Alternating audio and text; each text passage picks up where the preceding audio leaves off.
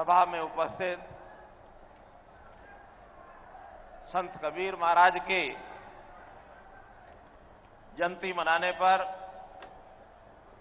मंच पर विराजमान भारतीय जनता पार्टी के प्रदेश अध्यक्ष श्री ओम प्रकाश जी धनखड़, हरियाणा सरकार में कैबिनेट के मेरे साथी श्री जेपी दलाल जी, डॉक्टर बनवारी लाल जी, डॉक्टर कमल गुप्ता जी, श्री अनूप धानक जी, श्री ओम प्रकाश यादव जी, यहां उपस्थित लोकसभा की हमारी सांसद बहन सुनीता दुग्गल जी, राज्यसभा के हमारे सांसद श्री रामचंद्र जांगड़ा जी, और अभी कल ही जिनका निर्वाचन हुआ ऐसे नवनिर्वाचित हमारे राज्यसभा सांसद श्री कृष्णलाल पंवार जी, पद्मश्री जाने माने लोक गायक श्री प्रहलाद सिंह टिपणिया जी, भारतीय जनता पार्टी के जिलाध्यक्ष श्री अजय बंसल जी, हमारे राज्यसभा के सांसद जनरल डीपी वत्स जी, श्री मनीष ग्रोवर जी, श्री मनमोहन गोयल जी, श्री अरविंद यादव जी, श्री शमशेर खरकड़ा जी, पूर्व विधायक श्रीमती सरिता नारायण जी, श्री ओम प्रकाश निनाणिया जी, अध्यक्ष आत्मानंद शिक्षा समिति, पूर्व मेरे साथ रहे ओएसडी श्री अमरजीत सिंह जी, उपस्थित सभी अपने संत कबीर समाज के जीवन की, उस जीवन पर चलने वाले, हमारे ऐसे उनके प्रति श्रद्धा रखने वाले समाज के सब बंधु बुजुर्गों, नौजवान साथियों, माताओं बहनों, पत्रकार छायाकार मित्रों, कलाकार साथियों, हम जानते हैं कि आज संत कबीर जी का जयंती का दिवस हम मना रहे हैं। मैं सबसे पहले संत कबीर जी को अपनी ओर से, सबकी ओर से उनको नमन करता हूं और श्रद्धांजलि अर्पित करता हूं। हरियाणा प्रदेश की पूरी जनता को आज इस विशेष दिन पर बहुत ही शुभकामनाएं देता हूं और अपील करता हूं कि संत शिरोमणि कबीरदास महाराज की जीवन के विचारों पर अगर हम चलेंगे तो उन जैसा तो हो सकता हम न बन पाए, लेकिन उनसे कम नीचे भी नहीं रह पाएंगे। मानवता का एक सच्चा संदेश जो संत कबीरदास जी ने हमको दिया है, उसके ऊपर हम चलेंगे तो अपना जीवन निश्चित रूप से सफल होगा, समाज के काम के लिए हम आगे बढ़ेंगे। कबीरदास जी कोई एक नाम नहीं है, बल्कि अगर उनके ऊपर शोध जब किया जाएगा, शोध कर भी रहे हैं बहुत सारे लोग, ये पूरी एक कहानी है, मानवता की कहानी। मानव को मानवता की ओर ले जाने के लिए, उस दिशा को आगे बढ़ाने के लिए संत कबीर का एक बहुत बड़ा योगदान ये रहा है। वो न केवल एक संत थे, बल्कि कवि थे, और कवि होने का उनका जो गुण है वो अंतरस्फूर्त था। अपने आप उनके मन में जो जिज्ञासाएं उठती थी उसको वाणी का वो रूप देते थे। ऐसा कहते हैं कि वो पढ़े हुए लेखक नहीं थे, कभी उन्होंने कागज को नहीं छुआ, कभी उन्होंने लेखनी को नहीं छुआ। मन में जो विचार स्फूर्त होते थे उसी प्रकार से बोलते थे, वही दोहे आगे जाके प्रचलित होते थे। उनके बारे में लिखा है, मसी कागज छुओ नहीं, कलम गई नहीं हाथ, कि कभी कागज नहीं छुआ, कभी कलम हाथ में नहीं पकड़ी। तो इतने विद्वान, स्वयं स्फूर्त विचारों के, जिस प्रकार का उनका एक विचार होता था, नैतिकता की, मानवता की जो सीख उन्होंने दी है, वो कबीर जी के दोहों के माध्यम से वो हमको जानकारी मिलती है। अभी हमारे बीच में प्रहलाद सिंह जी टिप्पणियां, और मुझे जानकारी पहले मिली है कि मेरे आने से पहले भी बहुत से उनके शब्द और दोहे आप सब लोगों को सुनाए गए। जीवन का सार जो है वो उनके संदर्भ से निकलता है। उनकी जो सीख है, उन्होंने कभी भी समाज के अंदर भेदभाव को नहीं स्वीकारा। सारा समाज एक है और अपनी बात वो बहुत खरी खरी भी कहते थे, कोई संकोच नहीं करते थे, निडरता से अपनी बात कहते थे। कभी ये चिंता नहीं होती थी कि कोई नाराज होगा। सच्ची बात कहनी है, कोई नाराज होता रहे। वो बड़े बड़े लोगों को भी उस प्रकार की बात कहते थे। समाज के अंदर जो उस समय भेदभाव, जाति पाति का भेदभाव, धर्म के आधार पर भेदभाव, मजहब के आधार पर भेदभाव, उसको कभी भी उन्होंने महत्व नहीं दिया। सारा समाज एक है, एकता के वो प्रतीक थे। ये बात आज भी हमको समझनी चाहिए। आज भी जिस प्रकार का समाज है, उनकी बहुत सी बातें आज भी लागू होती। इसलिए हमको ये सब चीजें उनसे सीखनी चाहिए। कभी वो यानी किसी को पहचान जो है जाति से नहीं करते थे। उनके बारे में लिखा है कि जाति न पूछो साधु की, पूछ लीजिए ज्ञान। कहते थे जाति न पूछो साधु की, पूछ लीजिए ज्ञान, मोल करो तलवार का, पड़ी रहने दो म्यान। यानी उन्हीं के बारे में कहा गया है कि वो कहते थे किसी साधु की जात नहीं पूछी जाती। तो मेरा ये कहना है कि आज भी देखा जाए तो मैं स्वयं उनके विचारों से, उनके इस सारगर्भित जो उनका शिक्षा होती थी, कथन होता था, अपने ऊपर भी लागू करने का बहुत लोग सोचते हैं। आज जब सरकार के काम में हमको जब नौकरियों की बात आती है कि इसको नौकरी दे दो, उसको नौकरी दे दो, हम कहते हैं कि भाई इसको और उसको नहीं, जिस व्यक्ति की योग्यता है वो व्यक्ति नौकरी लेगा। हम देने वाले कौन हैं? योग्यता के आधार पर नौकरी लेकर के जाएगा। और आज समाज में गरीब परिवारों के ऐसे बच्चे जिनको पहले योग्यता होने के बाद भी कोई पूछता नहीं था, वो रह जाते थे, क्योंकि ना उनके पास पर्ची थी, ना खर्ची थी, और कोई उनको पूछता नहीं था। आज बहुत गरीब परिवारों के भी बालक अच्छे अच्छे ऑफिसर बने हैं, अच्छे अच्छे पदों पर जाकर काम कर रहे हैं, और उसका समाज को बहुत बड़ा एक लाभ ये होने वाला है।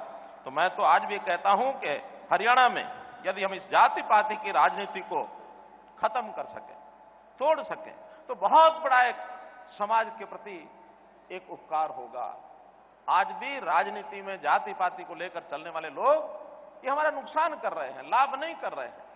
इसलिए इससे ऊपर उठना, ये पहचान करके कि कौन व्यक्ति योग्य है, कौन व्यक्ति कितना काम करने वाला है, यदि उस आधार पर आगे बढ़ेंगे तो निश्चित रूप से कबीर जी की शिक्षा, उनका जो विचार, ये हमारे मन में जाएगा।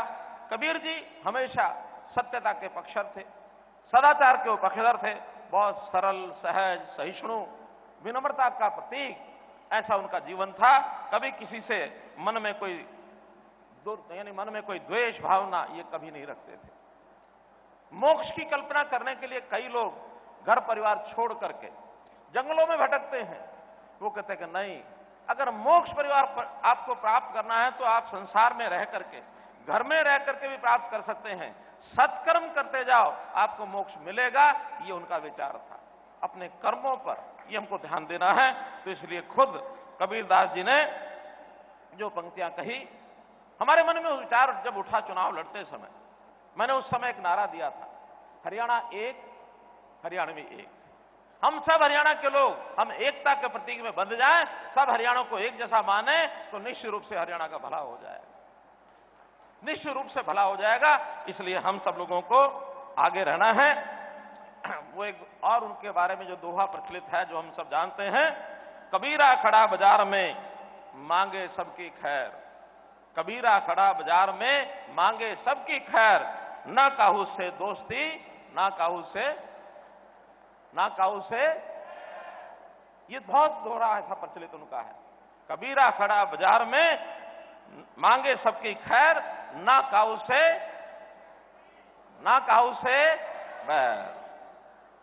तो इसलिए मित्रों, हम लोग समाज के सब वर्गों को, हाँ, ये निश्चित रूप से हम थोड़ा अंतर करते हैं कि जो समाज गरीब है, पीड़ित है, जरूरतमंद है, अगर सरकारी संसाधनों पर सबसे पहले अधिकार है तो वो इस समाज का है जो किसी कारण से पीछे रह गया।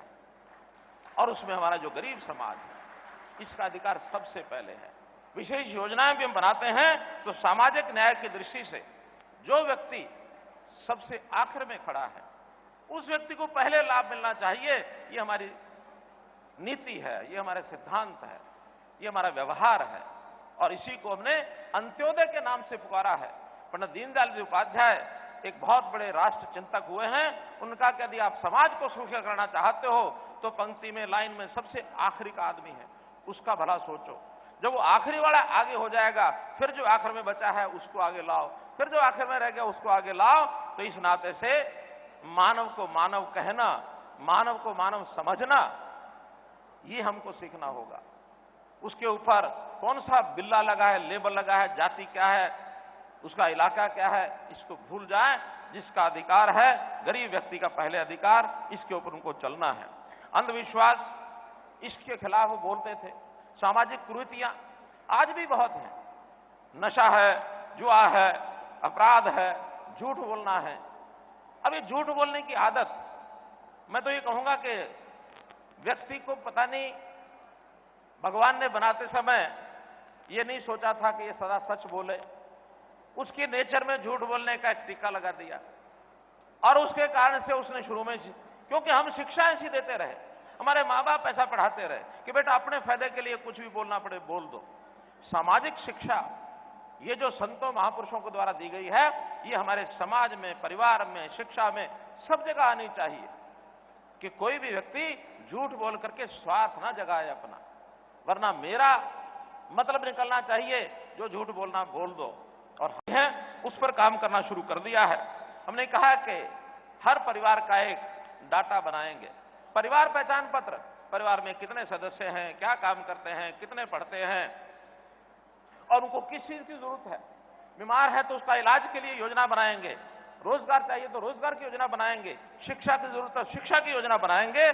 तो इसलिए ये जो सारी योजनाएं, ये ऐसे संतों महापुरुषों की बात में से निकलते हैं। हमने जो परिवार पहचान पत्र बनाया, उस आधार के ऊपर बहुत सी ऐसी योजनाएं बनाई हैं और उस योजनाओं में से मैं आज ही प्रातःकाल डेटा निकाल के देख रहा था तो मुझे जानकारी मिली कि अपने यहाँ कबीर पंथी समाज, धानक समाज, जुलाहा समाज, इसकी कुल जो जानकारी हमें मिली है, प्रदेश में 1,42,000 परिवार हैं।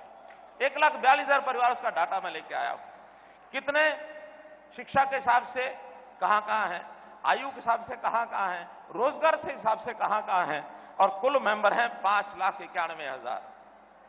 हमारे इस समाज के 5,91,000 हैं। और जब मैंने देखा कि इसमें विद्यार्थी कितने हैं, मुझे बहुत खुशी हुई ये जान करके कि 1/3 आबादी इसमें विद्यार्थी है। 1,96,843 अपने समाज से जुड़े हुए विद्यार्थी। अब 1,96,000 हमारे विद्यार्थी जो पढ़ाई लिखाई कर रहे हैं, इसका मतलब उनको एक अवसर मिल रहा है।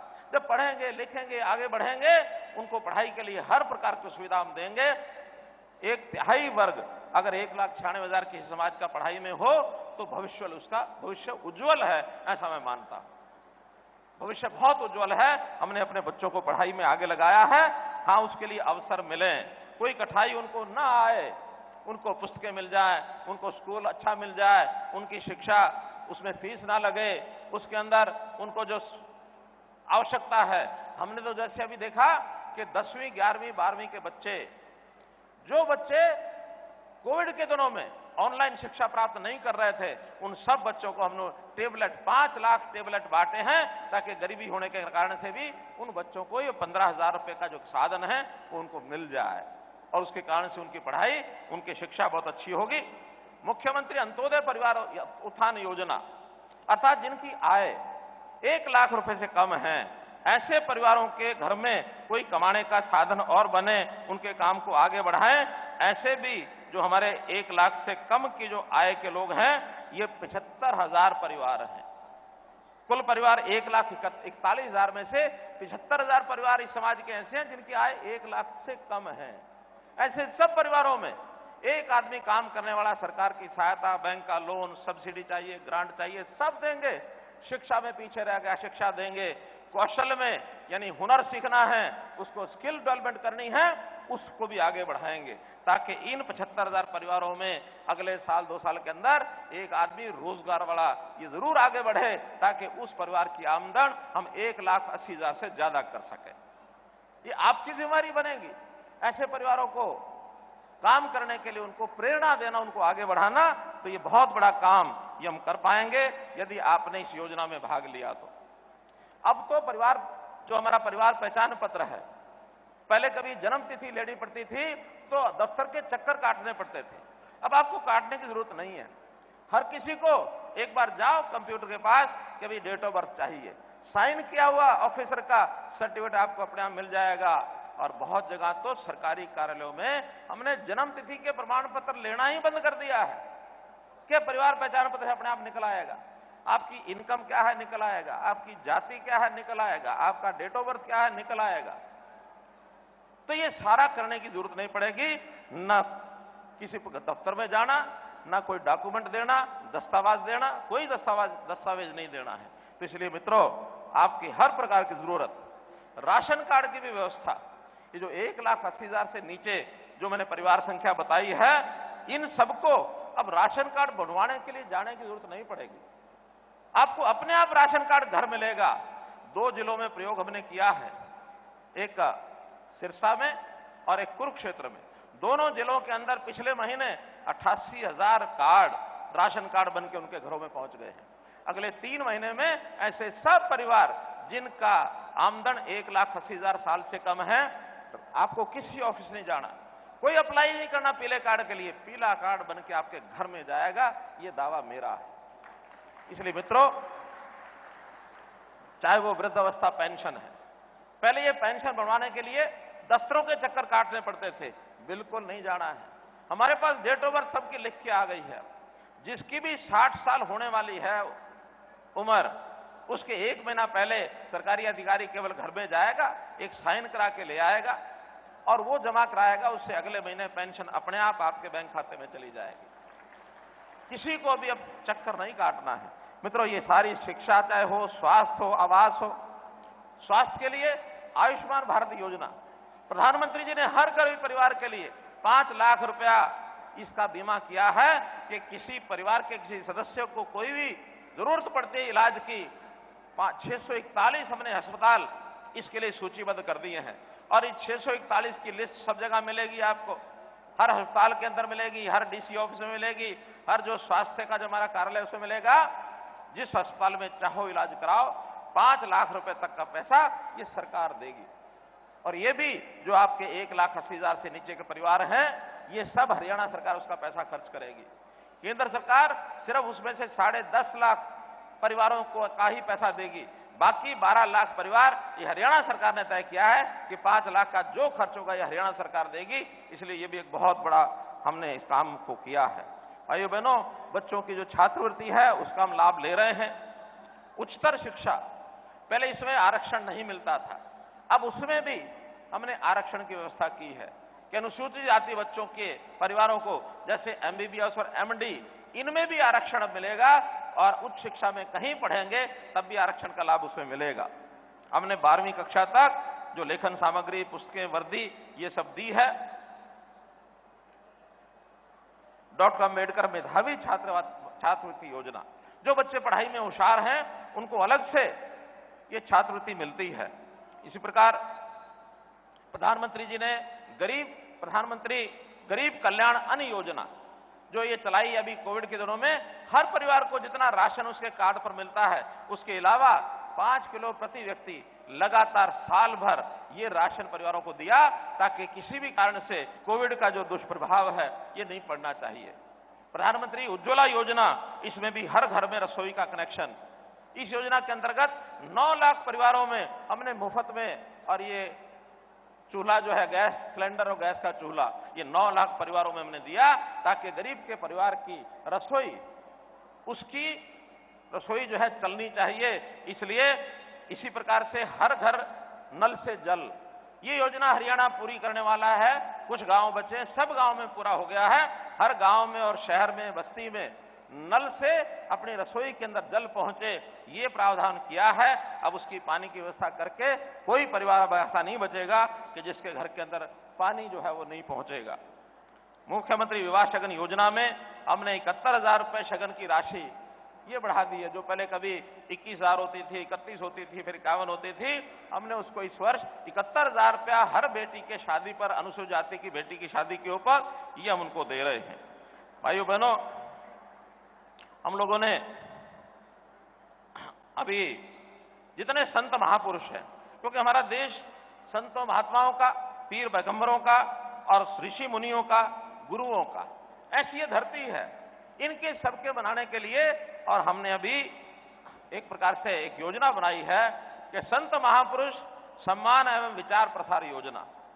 फिर पिछले साल जब विचार आया था तो उसके लिए हमने इस साल अलग से बजट रखा था कि जितने संत महापुरुष हैं सबकी जयंतियां और जो सरकार के द्वारा मनाई जाएगी। पिछले महीने महर्षि कश्यप की योजना हमने बनाई थी, धनखड़ जी ने विचार बताया। आज हम भगत कबीर की मना रहे हैं। जुलाई के अंदर पहले सप्ताह में भी जयंती इस प्रकार की महापुरुष की आएगी। लबाना लखा शाह जी की जो जयंती है उसको भी मनाएंगे।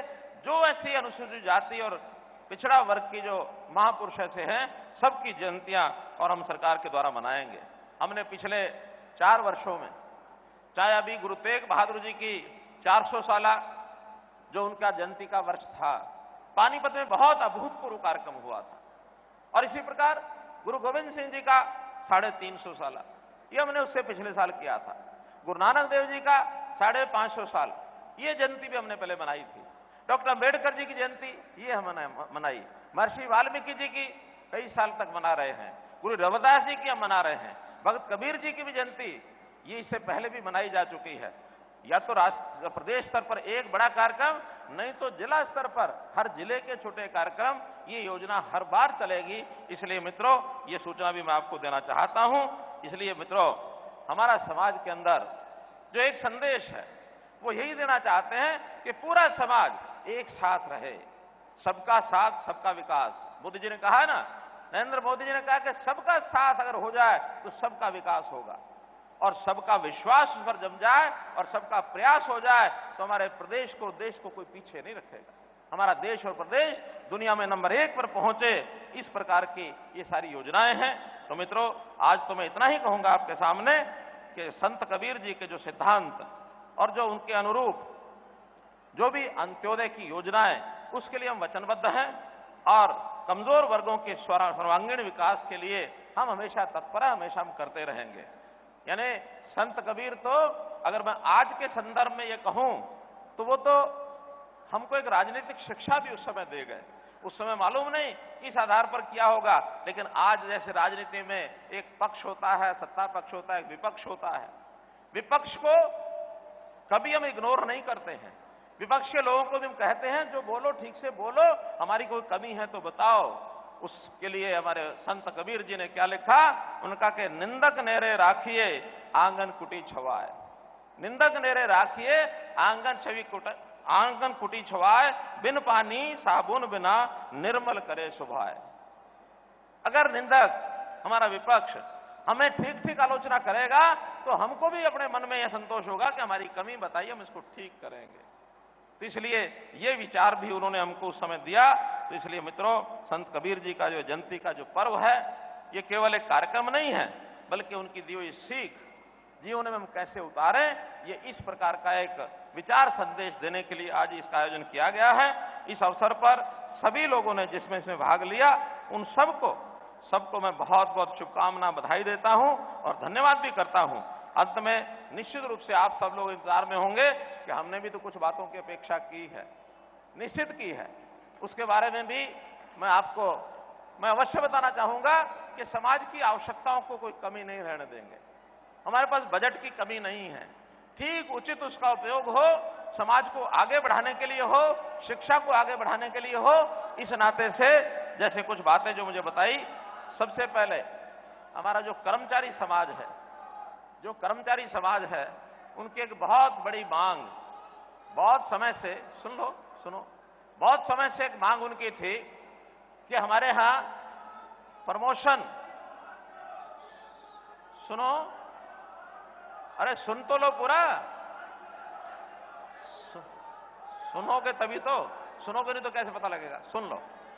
इसलिए जो आरक्षण था, जो हमारा प्रमोशन है, उस प्रमोशन में आरक्षण का प्रावधान ये केंद्र सरकार ने भी क्लियर कर दिया है। हम भी उस आरक्षण का प्रावधान पदोन्नति में कैडर के हिसाब से सबका हिसाब लगा करके और उसको प्रमोशन का उसको अधिकार मिलेगा, एक घोषणा तो मैं ही कर रहा हूं। दूसरा, इसी प्रकार जो ये बात बताई गई कि सभी जो हमारे शिक्षा संस्थान हैं या धर्मशालाएं हैं, उनके अंदर वाचनालय पुस्तकालय की व्यवस्था हो, ये बात ठीक हमारी सुनीता दुग्गल जी ने कहा कि आज का कार्यक्रम पूरे प्रदेश का है। तो मैं केवल धानक समाज की नहीं, केवल रोहतक जिले की नहीं, बल्कि हरियाणा की जितने भी शिक्षण संस्थान हैं और जितनी धर्मशालाएं हैं, न केवल अनुसूचित जाति बल्कि उसके साथ, अरे कर रहे हैं, दे तो रहे हैं, सुन तो लो पहले, इनको चुप कराओगे ना तब ना। जो आप कह रहे हैं वही मैं कह रहा हूं, वो दे रहा हूं आपको, मांग पूरी कर रहा हूं, मैं मांग पूरी कर रहा हूं, ध्यान तो सुनो, सुन तो लो। इसलिए जितनी भी धर्मशालाएं हैं, जितने भी शिक्षण संस्थान हैं, उन सबके जो पुस्तकालय है, वहां एक कमरा उपलब्ध होने पर शिक्षा विभाग के द्वारा उन सब शिक्षण संस्थानों में और सभी हमारे जो धार्मिक जो धर्मशालाएं हैं, उनमें पुस्तकालय न केवल अनुसूचित जाति के बल्कि बैकवर्ड समाज के भी जितने स्थान हैं, उन सब में पुस्तकालय की व्यवस्था कराई जाएगी। एक मांग रखी गई है कि सोलर और जिंदाबाद, तो ठीक है भाई, सुन तो लो। अरे बात नहीं सुनोगे तो कैसे जिंदाबाद होगी? रुक जाओ, बात सुनो, पूरी बात सुनो। जिंदाबाद अच्छी बात है, लेकिन आगे सुन लो पूरी बातें। इसी प्रकार जो सोलर प्लांट लगाने की बात कही गई है, धर्मशालाओं पर अनुसूचित जाति की धर्मशालाएं हों या बैकवर्ड क्लास की हों, उन धर्मशालाओं पर 5 किलोवाट तक का जो सोलर प्लांट है, उसके लगाने में 75% सब्सिडी, 75% सब्सिडी दी जाएगी। जिन्होंने लगाना है सब लगाए। हमको तो लाइट मुफ्त चाहिए, वहां आपकी धर्मशाला को लाइट मिलेगी, शिक्षण संस्थान को मिलेगी, 75% सब्सिडी वो सरकार देगी। ऐसे ही एक आपने कहा कि एनआईटी और आईआईटी सोनीपत, चूंकि ये दोनों संस्थान केंद्र सरकार के हैं। अरे सुनोगे नहीं तो पैसे के नहीं, ये जिंदाबाद कर रहे हैं, कुछ और कर रहे हैं। अब सुन तो लो ना, सुन लो पहले, जोश में कम आओ, सुनो पहले। ऐसे जो संस्थान हैं ये केंद्र सरकार के हैं। निश्चित रूप से हम केंद्र सरकार से ये बात करेंगे, उनके नेताओं से भी, वहां जो हमारे लोग बैठे हैं, कि इसमें कोई ना कोई आरक्षण की व्यवस्था, कोटे की व्यवस्था कोई की जाए ताकि अनुसूचित जाति को लाभ हो। लेकिन ये केंद्र सरकार का ये विषय है, वहां से इसको हम करवाएंगे। इसी प्रकार समाज के कुछ लोगों को, चाहे वो सरकार में हिस्सेदारी है, चाहे संगठन में हिस्सेदारी है, हमारे पास जितने भी नाम आते हैं उन सबको योग्यता के आधार के ऊपर हम करते हैं। और भी जो नाम आएंगे, ज्यादा से ज्यादा लोग अनुसूचित जाति के, बैकवर्ड क्लास के, उनको हम एडजस्ट करेंगे। ऐसे ही जो आपने एक 5.5 एकड़ जमीन पर शिक्षण संस्थान की बात कही है मित्रों, इसमें मैंने आज प्रोजेक्ट मांग लिया है कि प्रोजेक्ट के अलग अलग हिस्से दे दें, ताकि उस अलग अलग हिस्सों में सरकार कौन सा पहले करा देगी, कौन सा बाद में कराएगी। लेकिन जैसे ही हमारे को उपलब्ध हो जाएगा, उसमें कोई भी एक प्रोजेक्ट, 51 लाख रुपए का प्रोजेक्ट, ये उसमें सरकार के द्वारा बनवाया जाएगा। ये बात एक आपके लिए बता। छठा है, हर वर्ष की जयंती सरकारी तौर पर जैसे मनाई जाएगी, वो मैंने आपको बता दी है। इसी प्रकार हमारे संत कबीर जी का जो जन्म स्थान है वो बनारस है। बनारस में गुरु रविदास जी का भी है और संत कबीर जी का भी है। उस स्थान पर जो भी लोग यात्रा करने जाना चाहेंगे, उस यात्रा के लिए रेलवे का किराया सबको दिया जाएगा। कोई भी जाकर के उसके अंदर जाएंगे तो हम उसको करेंगे। उस यात्रा के लिए हम आपको रेलवे का किराया जो है वो रिइंबर्स करेंगे। ऐसे ही हरियाणा के किसी भी स्वास्थ्य महाविद्यालय, विश्वविद्यालय, उसका जो स्थान है उसको संत कबीर के नाम से पुकारा जाएगा। किसी एक संस्थान का विचार हम करके संत कबीर के नाम से उस संस्थान का नाम रखा जाएगा। मैं आज एक बड़ी घोषणा और करता हूं, सुन लीजिए। देखिए, मैंने जैसे कहा, संत कबीर की विचार और शिक्षाओं पर चलने वाला आदमी हूं। मैं जैसे ही चंडीगढ़ पहुंचूंगा, अरे बात तो सुनो, चंडीगढ़ जैसे ही पहुंचूंगा तो मेरे सरकारी आवास का नाम, अरे सुन तो लो, सुनोगे नहीं तो आज जिंदाबाद जिंदाबाद करते रहोगे। मेरे सरकारी आवास का नाम संत कबीर कुटीर रहेगा। मेरे सरकारी आवास का नाम संत कबीर कुटीर रहेगा, ऐसा मैं आज घोषणा करता हूं। बाकी यूनिवर्सिटी के या किसी और का एक नाम हम रखेंगे, वो हमने आपको बता दिया। इसी प्रकार से मित्रों, मैं फिर से दोहराता हूं कि आपको कोई भी किसी प्रकार की जो आवश्यकता होगी, चाहे किसी सामाजिक स्थान की, चाहे शिक्षा के नाते, कौशल के नाते, उस सब में आपके पढ़ने हुए विद्यार्थियों को दिशा मिलेगी, उनको सहायता मिलेगी, कोई कमी नहीं आने दी जाएगी। बहुत बहुत धन्यवाद, बहुत बहुत आभार। आभार माननीय मुख्यमंत्री महोदय का। एक बार आप सभी बैठे रहें, सिर्फ 5 मिनट के लिए इतना कुछ आप सबके लिए मुख्यमंत्री महोदय ने घोषणाएं की हैं। तो संत कबीरदास की जयंती के इस खास मौके पर मुख्यमंत्री मनोहर लाल को आप सुन रहे थे। उन्होंने कहा कि कबीरदास जी ने मानवता का सच्चा संदेश दिया है। हमारी सरकार ने जाति से ऊपर उठकर काम किया है। गरीब जनता के साथ हमारी सरकार है, मुख्यमंत्री मनोहर लाल ने कहा। उन्होंने कहा कि शिक्षा पर भी सरकार का पूरा फोकस है। गरीबों के कल्याण का भी काम सरकार द्वारा किया गया है। ये तमाम बातें मुख्यमंत्री मनोहर लाल कहते नजर आए हैं। संत कबीरदास की जयंती पर आयोजित इस कार्यक्रम में पहुंचे थे मुख्यमंत्री मनोहर लाल। उन्होंने कहा कि कबीर जी ने हमें मानवता का सच्चा संदेश दिया है। हमें कबीरदास जी के आदर्शों पर चलना चाहिए, उनसे सीख लेनी चाहिए। सभी को इस विशेष दिन की शुभकामनाएं देते मुख्यमंत्री नजर आए। इसी के साथ उन्होंने ये भी कहा कि कबीरदास ने हमें नैतिकता का भी पाठ पढ़ाया है। समाज के सभी वर्गों को समान समझना चाहिए। गरीब जनता के साथ हमारी सरकार खड़ी है। शिक्षा पर सरकार का पूरा ध्यान है। गरीब के कारण कोई बच्चा शिक्षा से दूर नहीं रहेगा। गरीबी के कारण अगर पैसे नहीं होते हैं तो ऐसे में हर वर्ग के व्यक्ति के बच्चे तक शिक्षा पहुंचे, ऐसा प्रयास हरियाणा सरकार द्वारा किया गया है। और ये तमाम बातें कहते हुए आप मुख्यमंत्री मनोहर लाल को सुन रहे थे। उन्होंने कहा कि कबीरदास जी के आदर्शों पर चलना चाहिए, उनसे सीख लेनी चाहिए।